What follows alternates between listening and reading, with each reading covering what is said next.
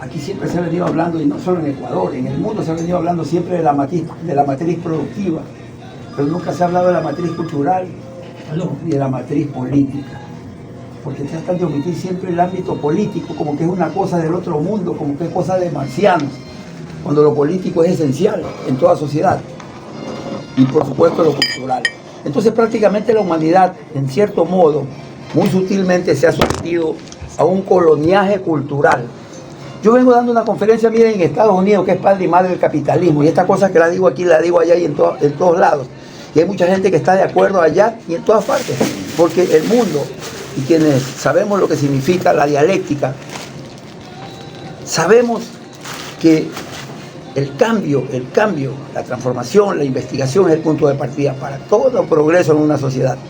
Entonces estamos viviendo una revolución tecnológica donde se dicen verdades a medias, donde se omiten muchas cosas, pero vamos mucho más allá de eso. Estamos viviendo tiempos, yo diría así, ese es mi propio concepto. Estamos viviendo, ¿cómo se dice cuando alguien por compasión muere? O cuando hay alguien que aplicarle una inyección para que muera. Eutanasia. La eutanasia tecnodigital estamos viviendo. La eutanasia tecnodigital no es otra cosa que la multiplicación de los panes, pero para quienes obtienen y para quienes les genera ganancia esta eutanasia. La eutanasia digital significa que vamos a eliminar un equipo tecnológico para que nazca uno nuevo. Y estamos de acuerdo en que el mundo está en evolución y en cambio y en progreso. Y si eliminamos esta tecnología para que venga otra mejor, pero en beneficio de qué y de quién. Claro que la humanidad también se favorece, pero hay un reducido número de personas que no se favorecen en el ámbito cultural, sino económico y financiero. Y hablamos ni siquiera de millones, sino ya de trillones. Entonces estamos viviendo tiempos también de un dominio absoluto de los imperios tecnodigitales. Entonces, estos imperios tecnodigitales han impuesto verdades absolutas. Son fundamentalismos tecnodigitales. Yo les pregunto, ¿quién puede refutar a las reglas que dictaminan todas las plataformas tecnológicas? Es casi irrebatible y irrefutable. Lo que proponen las plataformas, ¿cómo usted lo va a combatir? No puede, es imposible. Es un medio de colonizar. Exactamente, es que estamos viviendo un neocolonialismo. Se pelee con Donald Trump. O sea, ¿Qué estará pasando en medio? El neocolonialismo tecnodigital. O sea, estamos colonizados en la cultura y en la tecnología. ¿Cómo desamarramos? ¿Cómo nos sacamos los grilletes tecnológicos? Entonces, yo les quiero decir que todo depende de lo que todavía no se ha inventado. O sea, hay inteligencia artificial y todo lo demás, pero todavía la inteligencia natural es irreemplazable. Entonces, la creatividad, la inventiva, la imaginación que tiene el comunicador es la que predomina en el ejercicio de la profesión de todos y de cada uno de ustedes. Nosotros sabemos que estamos viviendo tiempos bien conflictivos. La gente dice tiempos difíciles. Todos los tiempos han sido, son y serán difíciles. Pero ahí está el desafío del ser humano. Entonces, fundamentalmente los comunicadores tenemos la opción y la oportunidad de trabajar en una esfera de acción donde el mundo, prácticamente el mundo, gira alrededor de los hechos noticiosos e informativos. ¿Qué estudiamos nosotros en las universidades? Los que han estudiado comunicación en gran medida, algunos formal y académicamente y otros empíricamente.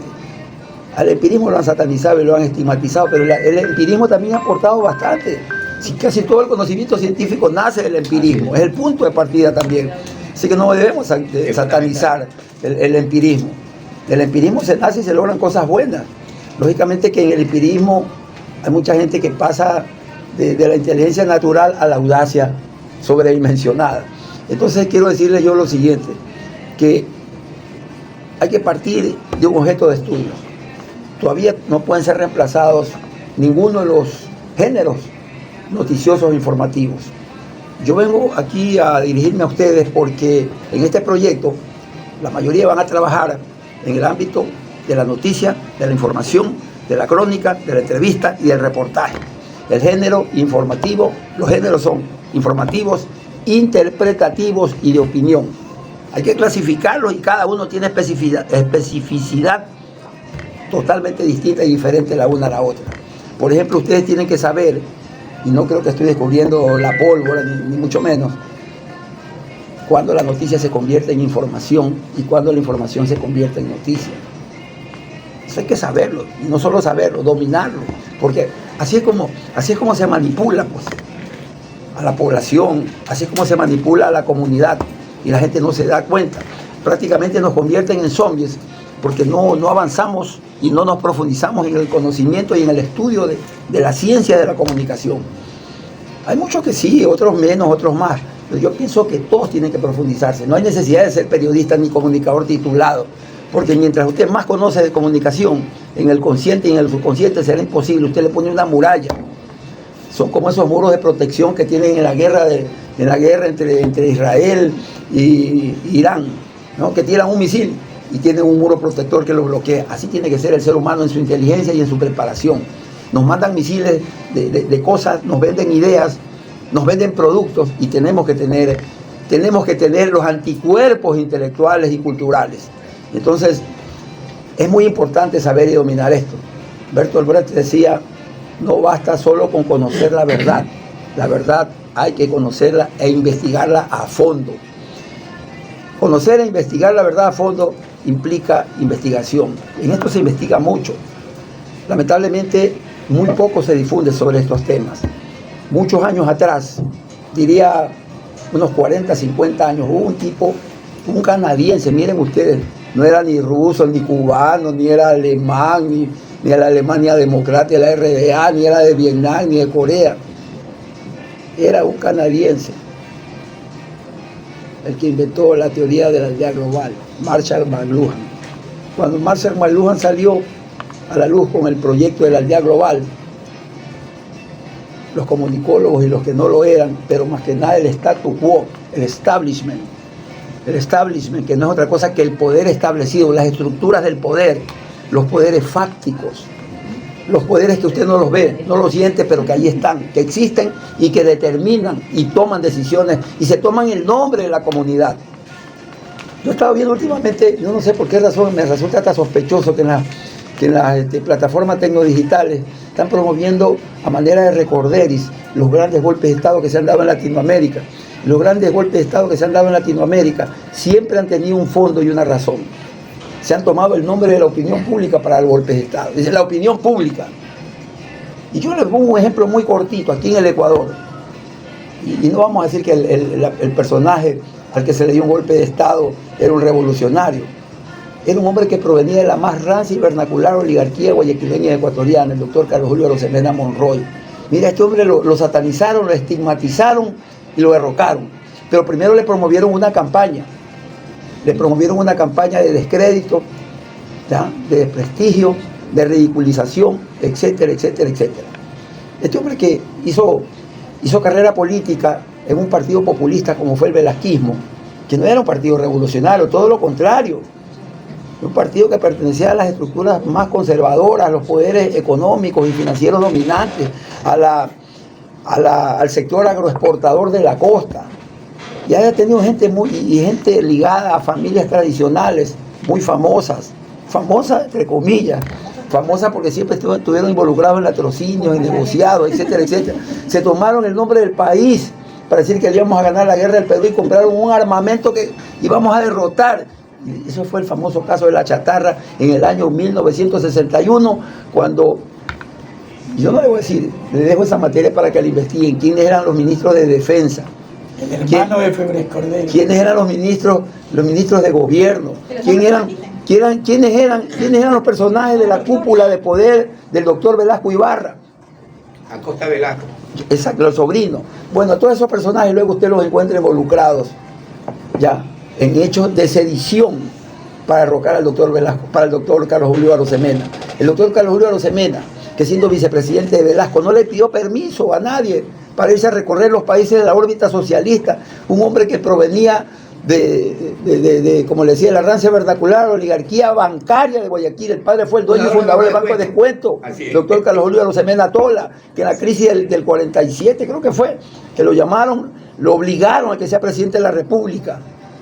Lo obligaron. Y este hombre, siendo un aristócrata, siendo un banquero, siendo un hombre de un gran poder económico que pertenecía a esa clase, realmente salvó al país en esa época. Todavía habían oligarcas honrados, entre comillas, como decía Velasco, decía pues que él prefería a un oligarca honrado que a un comunista ladrón, tratando de estigmatizar a la izquierda.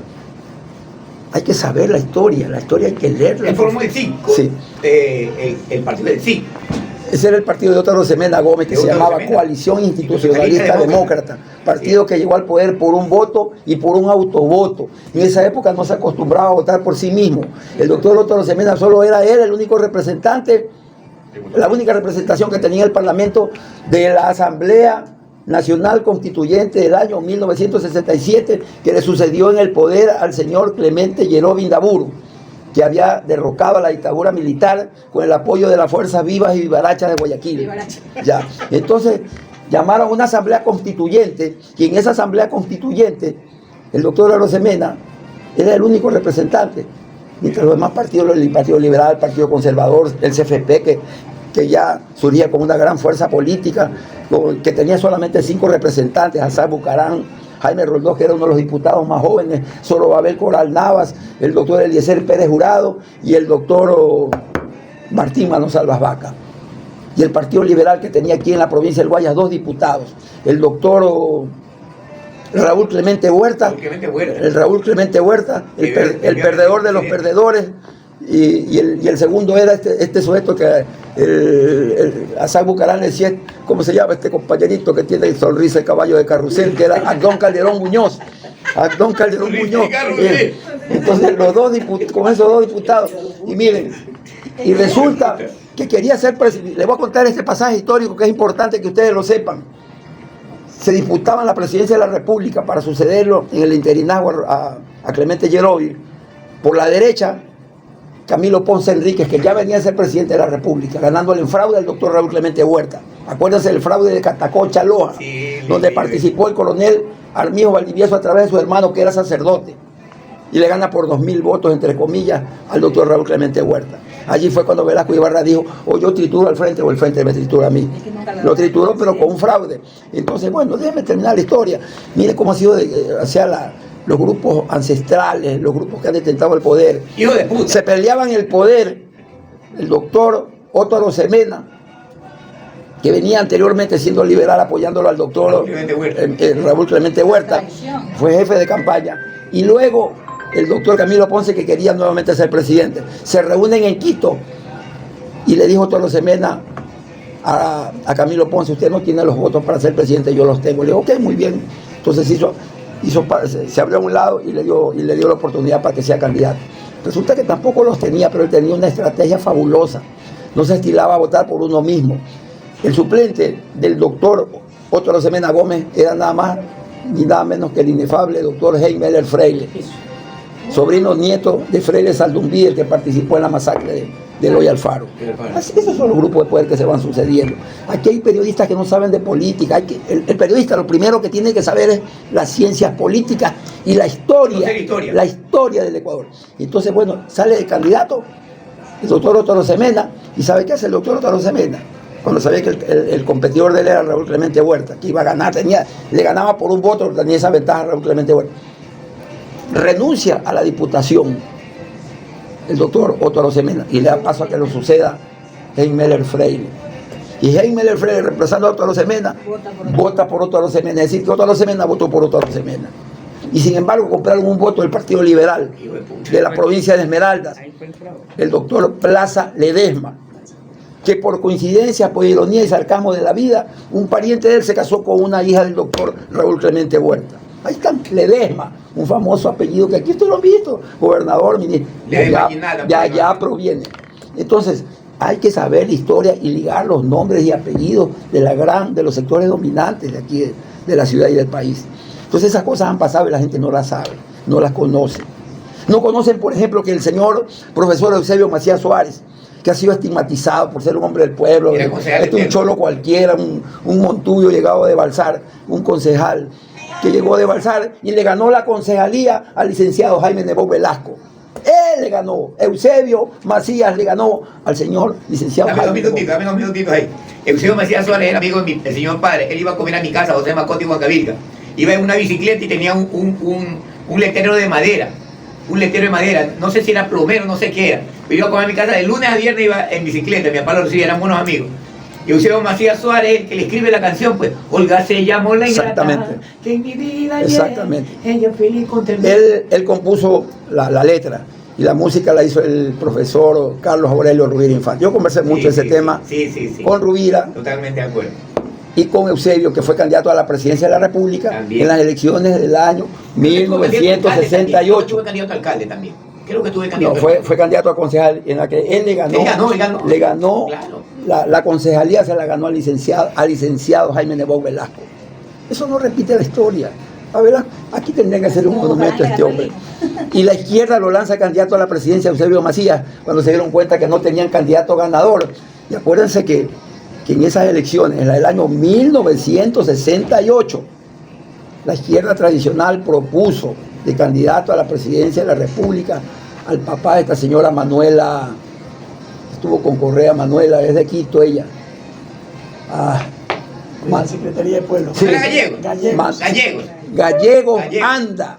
El candidato, el binomio era Gallegos Anda con el señor Villalba, que era sindicalero de la Universidad de Guayaquil, conserje de la Facultad de Ciencias Económicas. Sí. Ya, de la Villalba. Popular.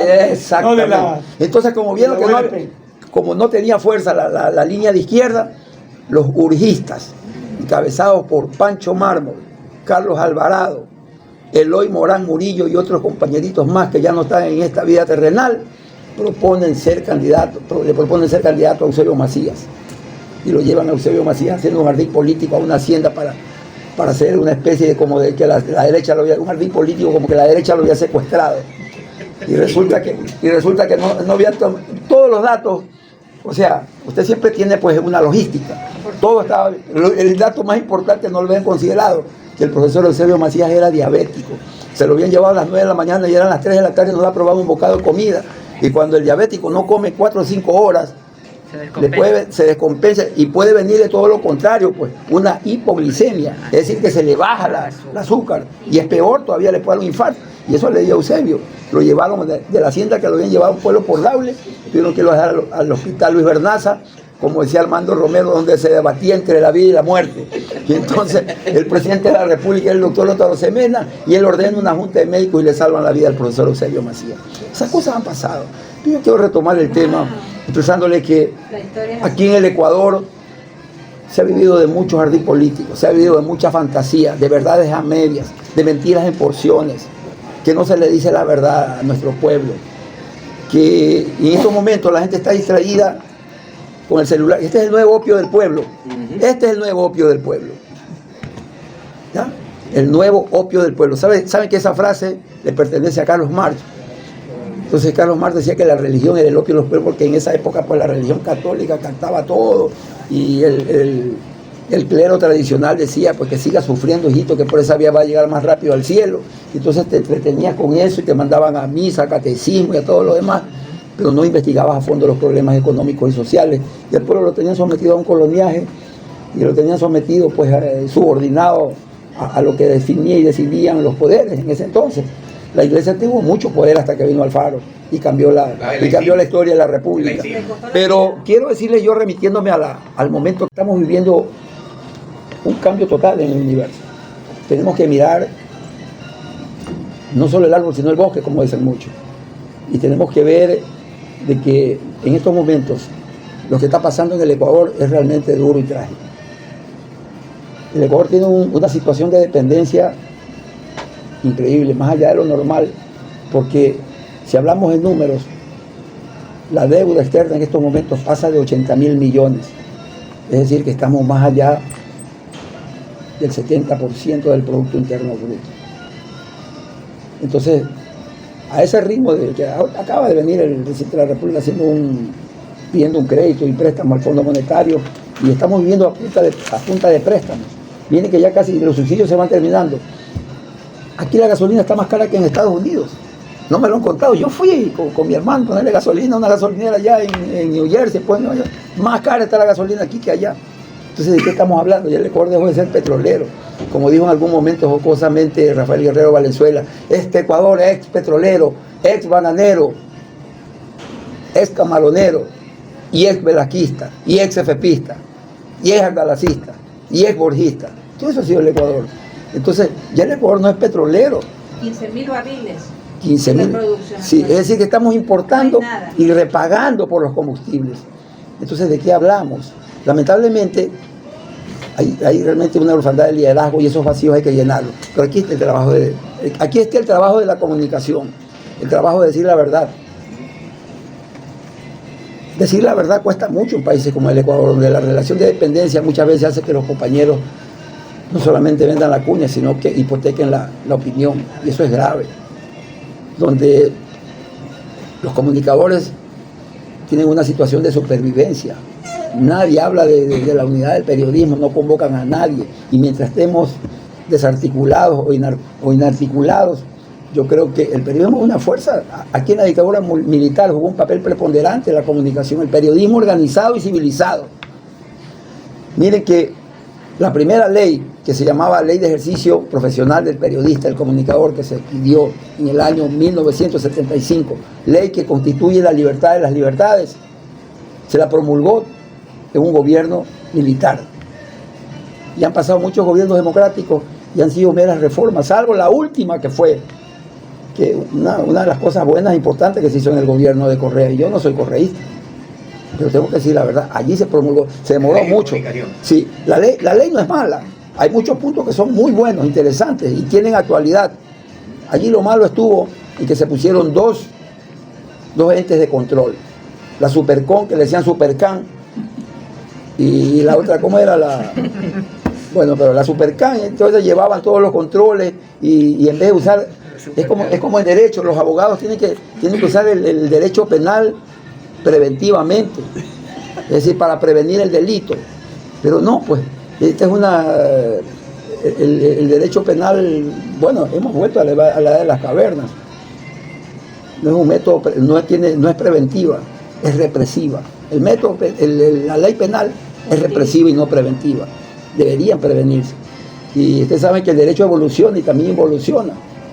Por ejemplo, ya en estos momentos se está hablando ya no solamente de la extraterritorialidad de la ley, lo que está pasando con el famoso delincuente, traficante Fito.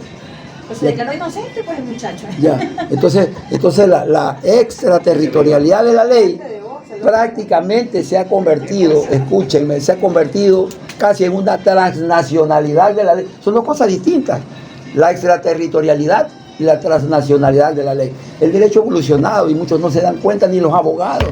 Como decía el doctor Carlos Ferón Blum, también hay bastantes parias del derecho que no investigan, que no estudian, sino que repiten verdades a medias. Como la Corte Superior. Como le dijo en algún momento a un descomunal secretario de la administración, y cuando le dijeron qué polemizaría con las palabras que dijo el famoso secretario de la administración del gobierno del ingeniero LFC, le preguntaron si él, no, dicen, este sujeto dice una ignorancia enciclopédica, yo perdería mi tiempo polemizando con este hombre que tiene más horas en el kiosco comiendo sándwiches que estudiando derecho. Así le dijo al abogado Torbay, que tenía más horas comiendo sándwiches de puerco en un kiosco que horas estudiando derecho. Entonces son cosas que nos obligan a meditar, a reflexionar, pese a que todos estos temas ustedes lo ven y yo también lo veo de una manera pintoresca, folclórica, carnavalesca y todo lo demás, pero esa es la gran realidad. Entonces yo creo que la gran tarea de los comunicadores ahora es ir más allá de la verdad. El periodismo con responsabilidad social. El periodismo con responsabilidad social. ¿Qué es el periodismo con responsabilidad social? Ir más allá de la verdad. Decir la verdad, pero plantear también las soluciones a los problemas. Porque esto no se trata de cosas de simpatía o de antipatía, como por ejemplo revocatorias de mandato, que las hacen con dedicatoria. Aquí había que revocarle a medio mundo el mandato, en gobiernos nacionales y seccionales. ¿Sabe por qué? Así como va a aglutinar muchos poderes Novoa, porque ya pongamos le están queriéndolo votar a Pavel Muñoz y Aquiles acá. Entonces yo le perdóname un minutito para hacer un exordio de algo que me tiene inquieto. yo discutí en el Distrito 1, en el chat, con una persona que decía, no está bien que lo saquen, porque traiciona la Revolución Ciudadana. Yo le digo, no se trata de eso. Se trata del derecho y de la violación al derecho, a la norma. Porque si hoy permitimos que lo saquen a ese alcalde, mañana sacan al de Aquito, pasado sacan al de acá, y totalmente él va a agarrar todo el poder. De la aldea global. La aldea global ahora se vive de otra forma. O sea, pasamos de la aldea global a la aldea policial. ¿Cuál es la aldea policial? Yo digo policial por ponerle un nombre.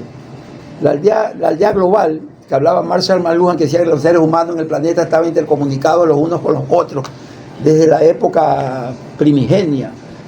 Por ejemplo, si nos remitimos a América Latina desde el Incario, acuérdense ustedes que los indígenas se comunicaban con los tambores, con los ruidos, con los paros, muchas señales de humo, etcétera, etcétera.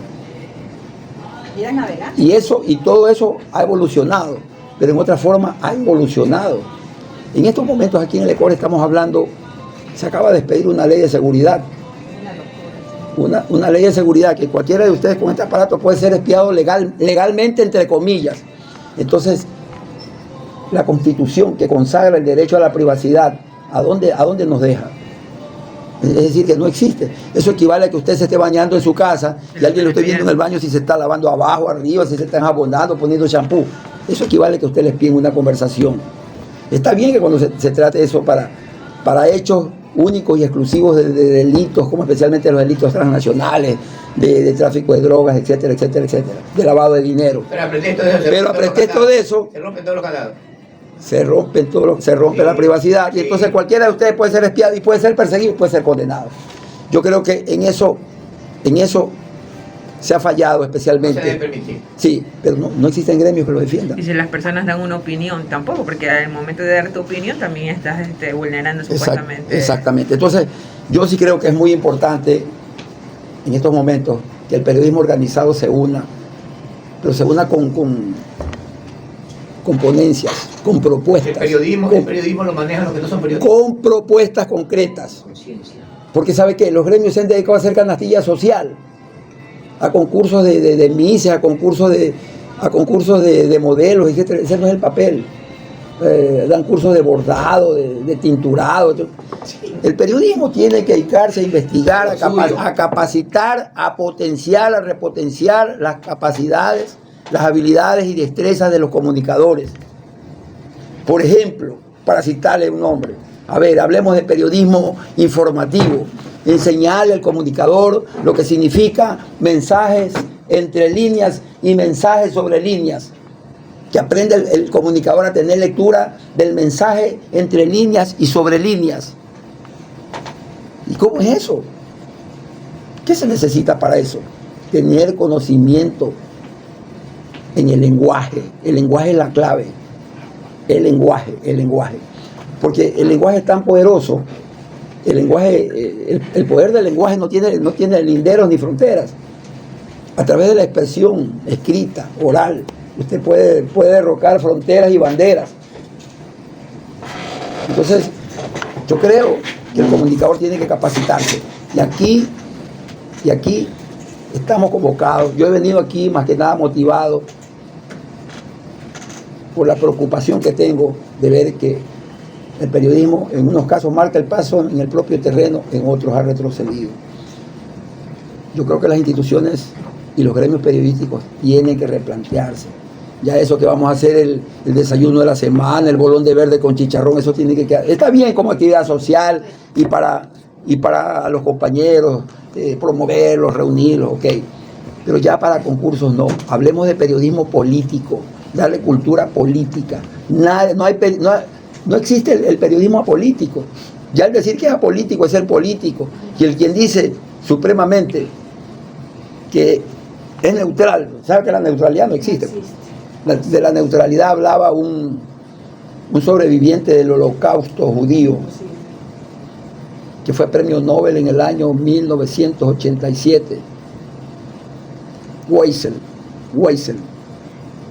hablaba de que no existe neutralidad ni imparcialidad, que el que dice que es neutro está a favor del opresor, el que dice que es imparcial está a favor de la gran mayoría. No existe, o es sólido o es líquido, o es blanco o es negro, así de sencillo. Lo que tiene que diferenciar el comunicador es el periodismo objetivo, el periodismo objetivo, el periodismo documentado, ya, el periodismo pluralista, el que abre el abanico de las oportunidades para todos, como reza la ley de comunicación.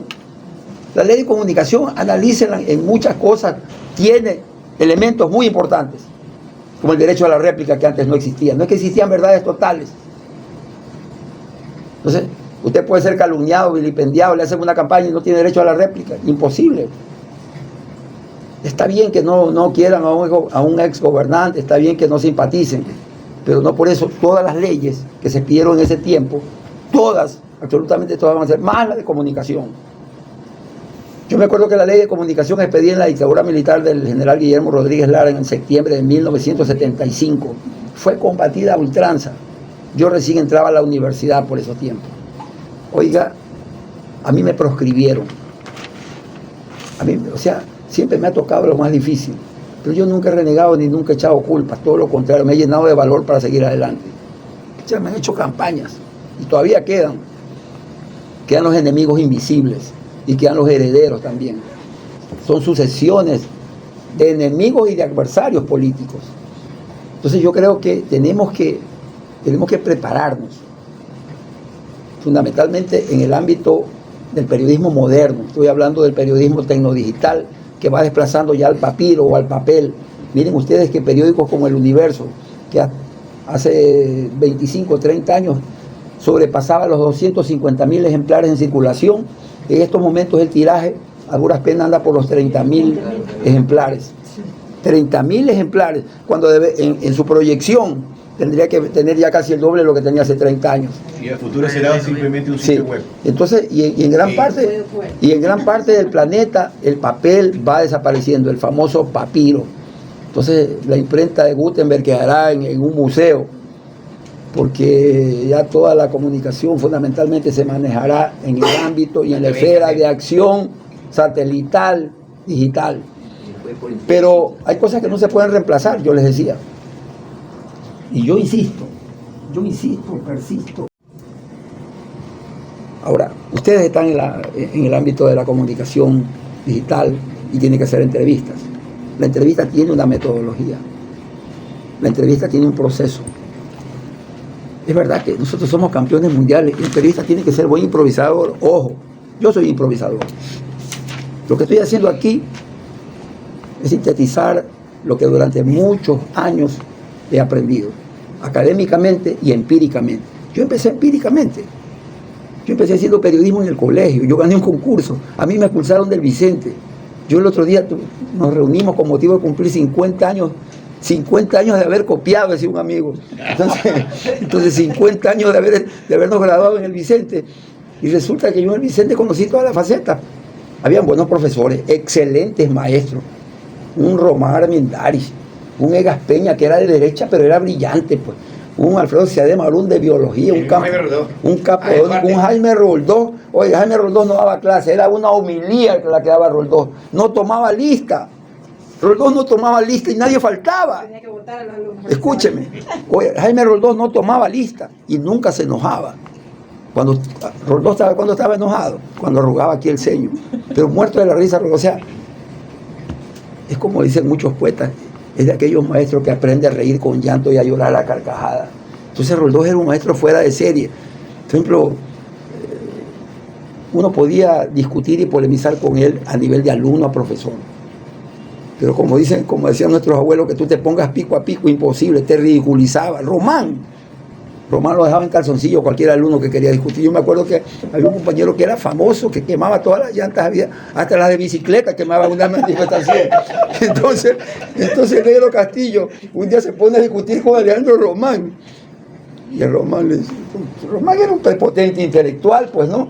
Un soberbio intelectual, un tipo dotado, un sabio. Entonces, señor Castillo, he llegado a la triste conclusión de que usted, porque le dijo, ¿y usted cuál es su motivación política? Yo soy un revolucionario. Qué lamentable, le dijo, qué lamentable, porque usted no es revolucionario. Y si usted me dice que lo es, está haciendo quedar mal a una respetable tendencia de cambio. Usted ni siquiera es progresista. Los episodios. Alejandro Román. No, es mucho. Yo tenía 14 años cuando mucho lo vi. respeto con Jaime ese Rodríguez hombre. Aguilera en las 5 esquinas a dar un discurso. Me impactó del carajo. 14 años tenía, mi papá vivo, mi papá era amigo de Jaime Rodó. Que me llevó a verlo discursar, me quedé como loco, ¿sí sabes? Profesores como el doctor Luis Qué Campodónico Bernaza, que iba a dar clases de anatomía con la calavera.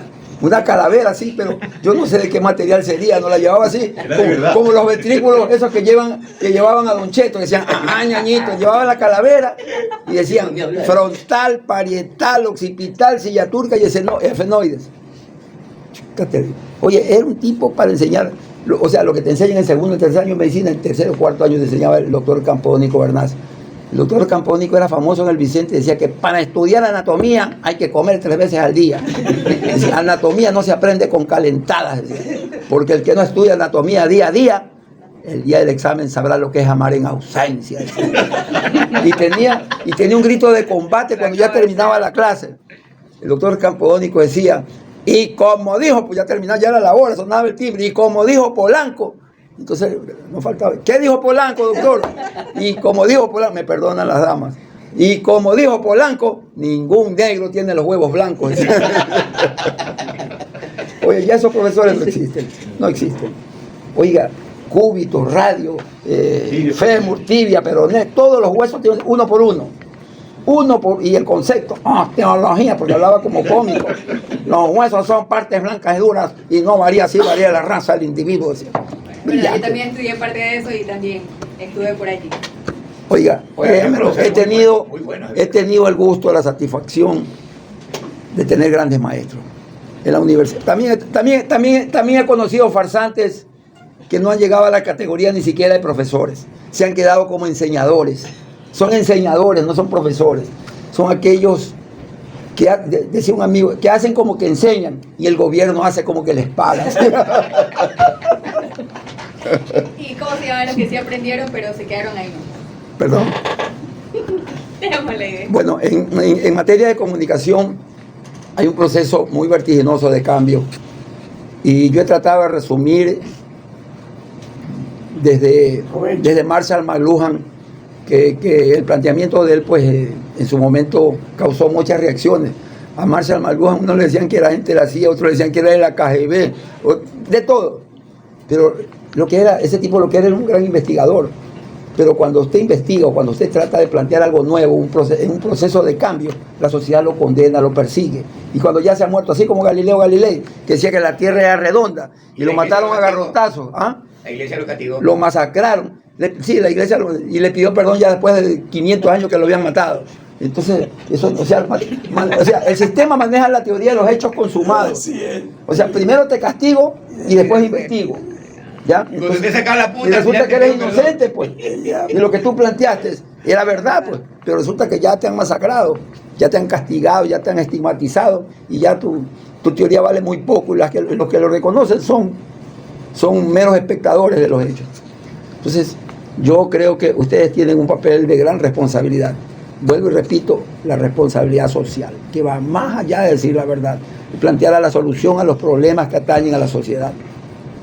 Es decir, a ver, ¿cuáles son los principales problemas? Primero, de mi ciudad, después de mi provincia, después del país. Pero podemos empezar a lo inverso también.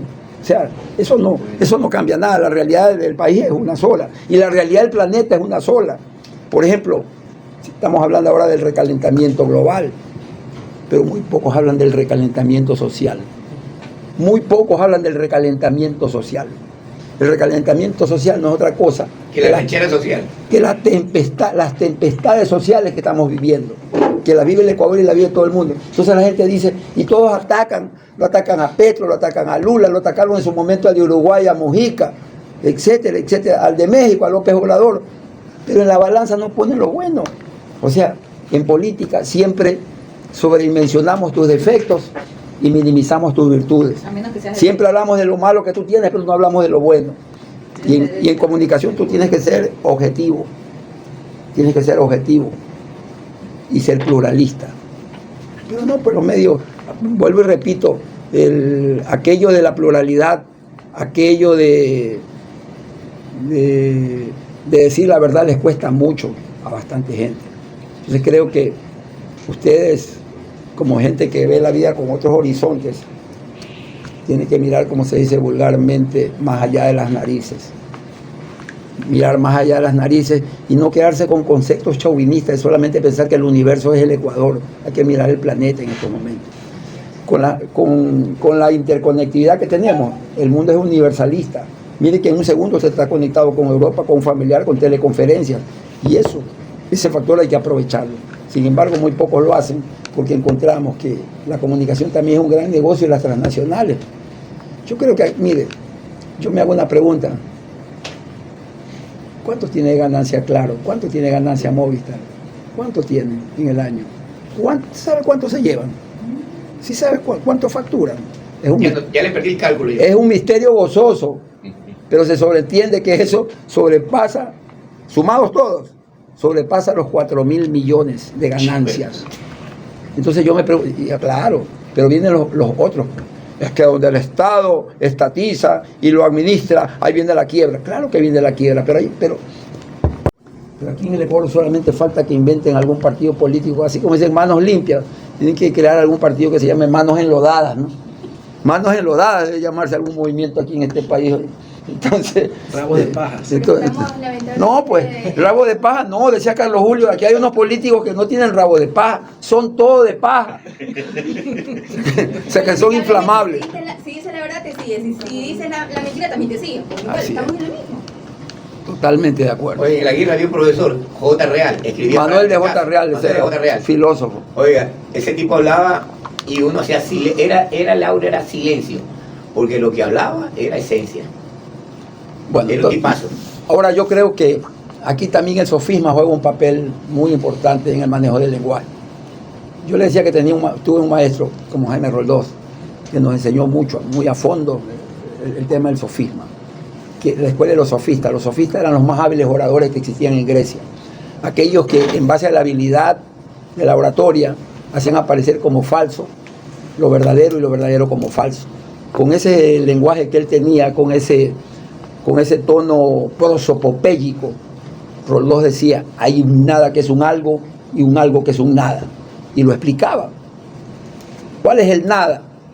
El nada es en la categoría laboral, en los estratos laborales, el betunero, el basurero es la última escala, ¿no? Es lo más bajo, dice, lo peor, no hay que estudiar para eso. No, señor, decía Roldós, no puede considerárselo así, porque usted se va a betunar un zapato y de pronto tiene una conversación con ese señor que ejerce esa profesión y algo aprendió usted de él, un concepto que lo hizo cambiar. Entonces ese nada se convierte en un algo. Pero hay un algo, cuando son falsos, que puede ser un nada. Esta sociedad tiene falsos valores en cantidad. Un poco más lo declaran muchos próceres. El hombre del año. Pancho Jaime decía que había que nombrar los 12 HDP del año, decía, porque dice, así tienen más plata aquellos que les gusta sablear a los que premian, a los que hacen de la industria metalmetálica, aquellos que venden condecoración, estos condecoradores profesionales, decía Manfredo Valdés, industrializadores del adulo. Miren ustedes ese adjetivo, industrializadores del adulo. Entonces, yo creo que aquí vivimos de falsos valores y vivimos mucho del sofisma, lo falso como verdadero y lo verdadero como falso, de verdades a medias, de verdades en porciones y la manipulación de la verdad. Y yo creo que esto de los troles, mejor dicho, la comunicación satelital tiene que someterse como toda cosa en una sociedad civilizada a una legislación que debe ser sancionado. No es que pueden haber también, usted sabe que a través de la inteligencia artificial mismo ya está manipulada. Claro, exactamente. Entonces usted puede quedar sorprendido de alguien que dice algo y realmente él no es. Han utilizado un personaje ficticio y así por el estilo. Y en política, ustedes saben que aquí en el Ecuador, en nombre de la opinión pública, han dado los grandes golpes de Estado. Han derrocado no solamente mandatarios, sino que han defenestrado a funcionarios correctos y han defendido a funcionarios que son corruptos. Y el pueblo aplaude. Ustedes saben que la corrupción ya se ha convertido en un enjuague bucal. Todos hablan de la corrupción y la corrupción es un enjuague bucal. El mismo que usa esa palabra es el principal, es el más importante corrupto. Es como en el barrio cuando dicen, cójanlo al ladrón, y ahí va el mismo ladrón él. No, en películas clásicas que usted encuentra que el detective es el mismo criminal. Entonces, ¿de qué estamos hablando? El comunicador tiene que ser muy cauto, muy cauto. Bueno, yo he querido con este arroz con mango tratar de tener alguna, ¿cómo le digo?, algún interés de parte de ustedes, porque esta es una de las profesiones, esta es una de las actividades más difíciles, de más responsabilidad y de más riesgo. ¿Saben que esta es una de las profesiones? Yo no conozco cantidad de ingenieros que asesinen en el año en el universo. Yo no conozco a veterinarios que hayan asesinado porque al perrito no le pusieron toda la inyección. Pero un periodista, por haber dicho la verdad, sí le pueden dar chicharrón de pollo. Entonces yo sí creo que para nosotros no solamente existe una gran responsabilidad y un gran riesgo, existe un reto con la sociedad. Porque tenemos que servir a nuestra sociedad diciendo la verdad. Pero en la sociedad como existe, le decía, falsos valores que solo quieren el halago y el aplauso. Como dice un refrán, no hay piel humana que resista la lija del adulo. Entonces a algunos que les gusta pues eso, y ya se convierte en muchos compañeritos, esto en verdaderas alfombras humanas, que facturan y no se cansan de facturar. Pierden hasta la cuenta facturando, pierden hasta la mujer facturando, pierden a la familia facturando. Ahí en la televisión los vemos, en las plataformas los vemos.